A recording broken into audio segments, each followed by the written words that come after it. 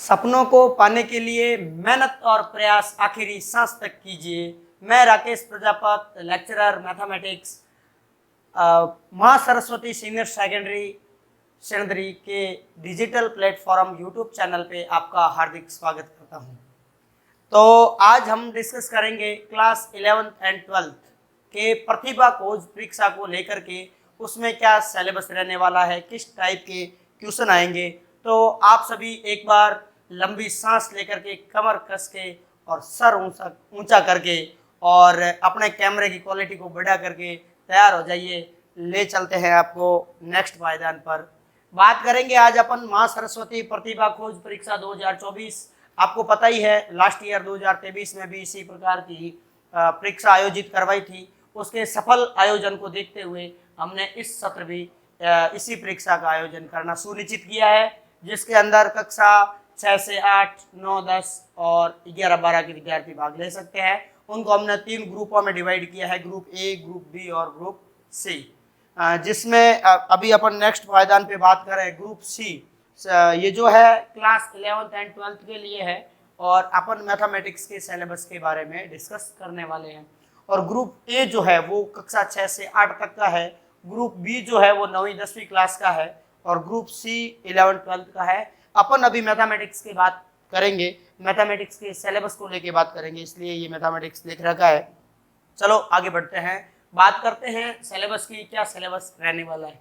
Chapter 6 है total अपने पास में। 6 चैप्टर में से ही आपको सवाल पूछे जाएंगे।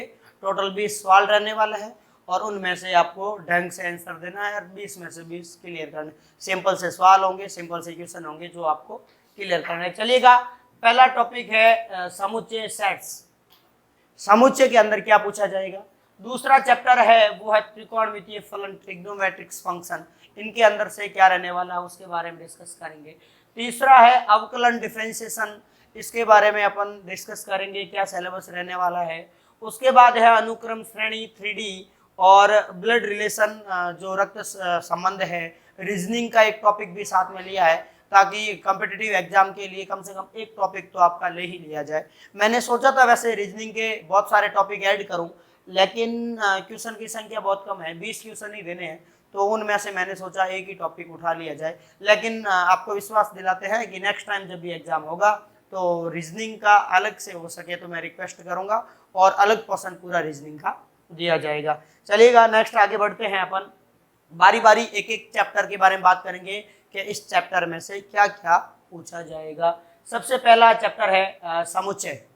तो समुच्चय के अंदर से क्या क्या पूछा जाएगा। देखो, समुच्चय के अंदर नंबर 1 पे आपको दे रखा है समुच्चय और उनका वितरण, यानी कि समुच्चयों को कैसे लिखना है। सपोज रोस्टर रूप को समुच्चय सेट्स बिल्डर फॉर्म, जैसे समुच्चय निर्माण रूप उसमें लिखना हो, और समुच्चय निर्माण रूप है उसको रोस्टर रूप में लिखना हो, इस टाइप के कोई क्वेश्चन हो।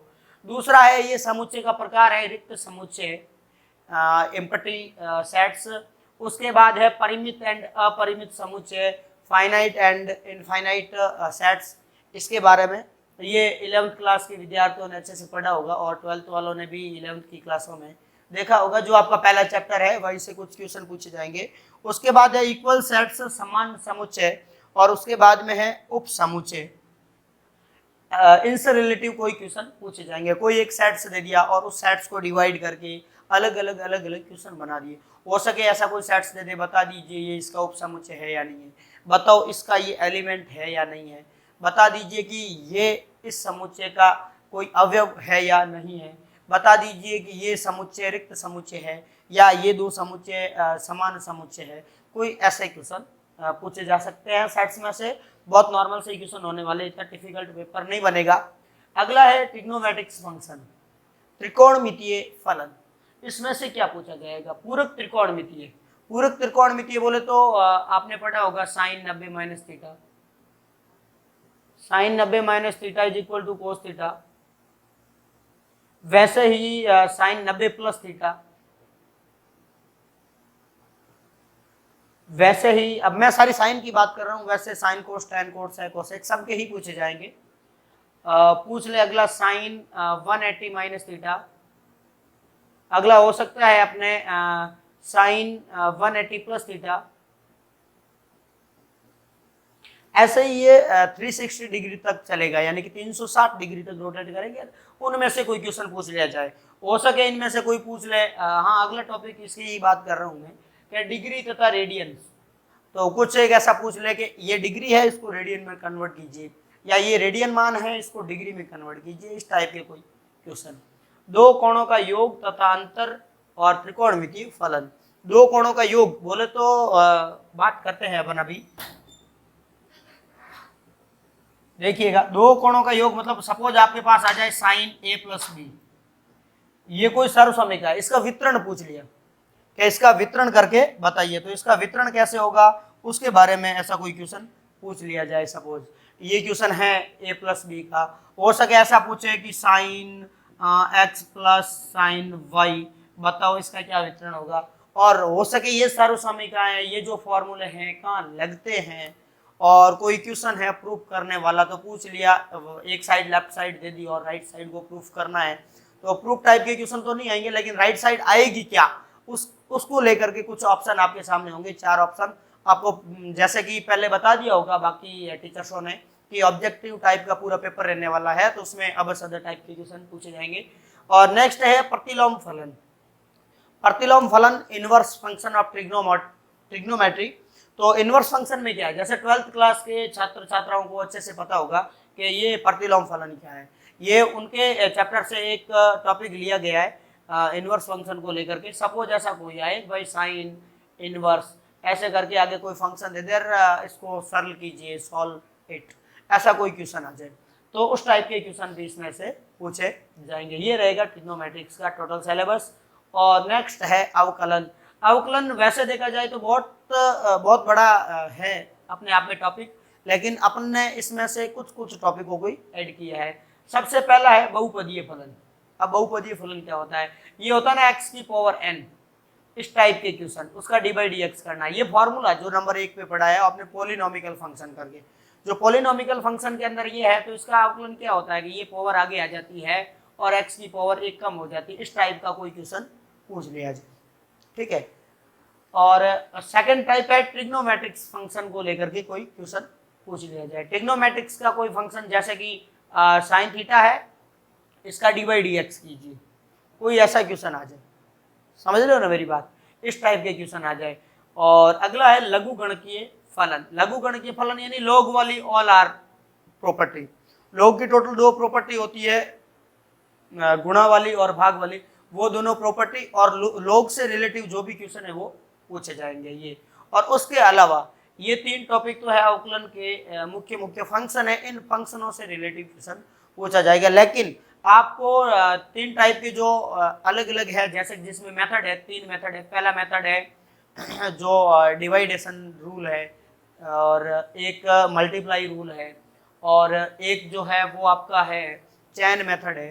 तो ऐसे करके ये 3 जो मेथड है, multiply, divide and chain method, उनमें से भी एक आध क्वेश्चन पूछा जाएगा, या फिर इनको उनमें मिक्स करके ऐसा कोई क्वेश्चन बना के पूछ लिया जा सकता है।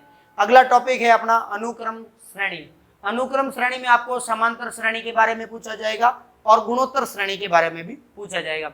लेकिन समांतर श्रेणी में इसका अंतिम पद, जैसे ए एन पद जो होता है, a plus n minus 1 into d, ये आपने 10th क्लास में पढ़ा होगा, और वैसे 11th क्लास का भी एक टॉपिक है, तो ये वाला पूछा जा सकता है। और उसके साथ साथ समांतर श्रेणी के योगफल वाला सूत्र जो आपने एसएन करके पढ़ा था, वो भी पूछा जाएगा। तो समांतर श्रेणी से दोनों चीजें पूछी जाएगी, एक तो एन यानी एन पदों की संख्या वाला, जिसे अंतिम पद नाम दे सकते हैं अपन, और एक समांतर श्रेणी में योगफल वाला, जैसे एसएन वाला फॉर्मूला।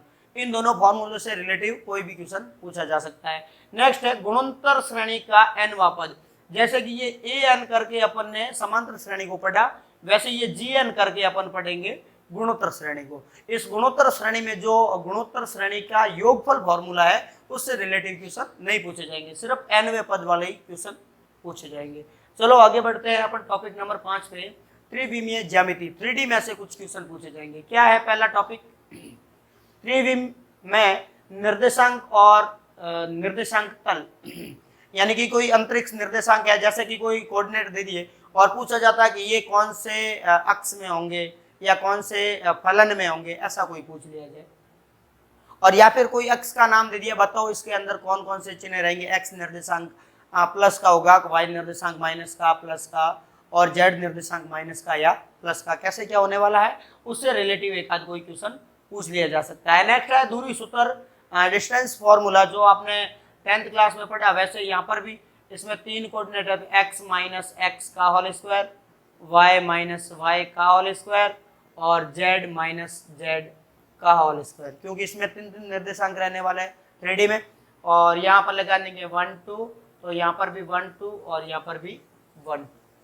तो इस टाइप का ये दूरी सूत्र हो गया। विभाजन सूत्र जैसे अपन ने 10th में x और y का पढ़ा था, वैसे ही 11th 12th के बच्चों ने पढ़ रखा है, तो उनको पता ही है कि इसमें x y और z का भी एक फॉर्मूला लगता है। तो इस टाइप के क्वेश्चन आपके पूछे जाएंगे। ये आ गया आपका 3D, यहाँ से 3D क्लियर होता है। नेक्स्ट और लास्ट जो है आपका रक्त संबंध, रीजनिंग का है, ब्लड रिलेशन। अब इसमें से ऐसे क्वेश्चन पूछ लिए जाए भाई कि आपके बुआ के इकलौते बेटे के सास के दामाद का इकलौता बेटा आपके क्या लगता है, कुछ ऐसे क्वेश्चन। या फिर आपके मम्मी के इकलौते पुत्र के दादा का पोता आपके क्या लगता है, इस टाइप के कोई क्वेश्चन पूछे जाएंगे। उनमें से 2-4 क्वेश्चन रहने वाले हैं जो ब्लड रिलेशन से रिलेटिव रहने वाले हैं। अब ये क्वेश्चन क्या है, कॉम्पिटिटिव एग्जाम में हर जगह पूछे जाते हैं, तो मैंने एक टॉपिक मैथ्स के साथ साथ में इसको भी ऐड कर दिया। टोटल अपने 6 टॉपिक 6 चैप्टर रहने वाले हैं और यहाँ से आपके क्वेश्चन पूछे जाएंगे माँ सरस्वती प्रतिभा खोज 2024 के अंतर्गत। तो मेरे ख्याल से आपको अच्छा लगा होगा, ये जो सिलेबस मैंने बताया सुनकर बहुत अच्छा लगा होगा, ऐसी मैं उम्मीद और आशा करता हूँ। वैसे नहीं भी लगा है तो आप क्या ही कर सकते हो, लेकिन अच्छी पढ़ाई कर सकते हो, ये आप जरूर कर सकते हो। चलो कोई नहीं, अच्छी पढ़ाई करना। और मैं तो ये सोच रहा हूँ और चाहता भी हूँ कि 20 में से 20 क्वेश्चन अटेंड करो और पूरे की पूरे क्वेश्चन सही करो और अच्छा रिकॉर्ड दर्ज करवाओ आप। इस बार बहुत सारे स्टूडेंट अपने से जुड़ रहे हैं। लगभग कल तक टेक्निकल टीम से पता किया गया कि लगभग 1000-1200 फॉर्म फिल हो चुके हैं। कक्षा 6 से 12 तक 1200 फॉर्म फिल हो चुके हैं, ये माँ सरस्वती प्रतिभा खोज परीक्षा को लेकर के 1200 फॉर्म फिल हो गए। अब ये नहीं हो कि भाई फॉर्म फिल होने बंद हो जाए और हमारे पास जितनी क्षमता है उससे ज़्यादा फिर स्टूडेंट नहीं लिए जाए, हम फॉर्म बंद कर दें। उससे अच्छा है कि आप फटाफट फॉर्म भर दें। और आपका जो एग्ज़ाम है वो उसकी डेट लगभग 28 या 30 के बीच में कोई भी एक फाइनल की जाएगी। तो उससे पहले 100% मैं तो यही सोच रहा हूँ कि जो विद्यार्थी इस लेक्चर को भी देख रहे हैं तो वो हाथों हाथ ही फॉर्म भरे। कुछ एक विद्यार्थियों की ये समस्या है कि सर फॉर्म कैसे भरे, क्या स्कूल आना पड़ेगा।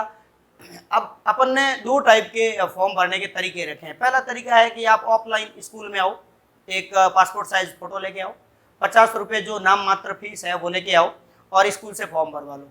कुछ एक सोचते हैं कि हम सर दूर बैठे हैं, कहाँ फॉर्म लेके स्कूल आएंगे और इतना टाइम भी नहीं मिलता है, हम कॉम्पिटिटिव एग्जाम की वैसे भी तैयारी कर रहे होते हैं। 12th पास आउट बच्चे तो वैसे ही अपने करियर को लेकर चिंतित है, तो वो अपनी अपनी तैयारियों में लगे हुए हैं। तो वो विद्यार्थी क्या है कि घर बैठे भी ऑनलाइन प्लेटफॉर्म से, जैसे कि गूगल पे जा करके आप ये जो फॉर्म है और इसका जो लिंक है जहाँ से फॉर्म भरा जाना है वो मैं इस वीडियो के डिस्क्रिप्शन में लगा दूंगा। आप वहाँ से ओके करना, लिंक से सीधे जाना और जो डिटेल मांगे आपसे वो डिटेल भर देना और आपका फॉर्म फिल हो जाएगा और एग्जाम दिया जाएगा। तो मेरे ख्याल से आपको अच्छा लगा होगा। बहुत बहुत धन्यवाद, आपने मुझे सुना। नेक्स्ट लोगो भी यही है कि थैंक यू, आपने मुझे इतनी देर तक झेला, देखा और आपको अच्छा लगा या नहीं लगा, फिर भी जो सिलेबस है ये रहने वाला है। और मैं आपसे आशा और उम्मीद ये करता हूँ कि आप जल्दी से जल्दी अपना फॉर्म फिल करवा दें ताकि ज़्यादा भीड़ हो, उसके अंदर आपका नाम सबसे पहले आए। चलिएगा, बहुत बहुत धन्यवाद, आपने मुझे देखा। इसी के साथ तुरंत लाइक शेयर एंड सब्सक्राइब तो ठोक ही दो, उसमें तो कोई कंजूसाई करने की जरूरत है नहीं। बहुत बहुत धन्यवाद।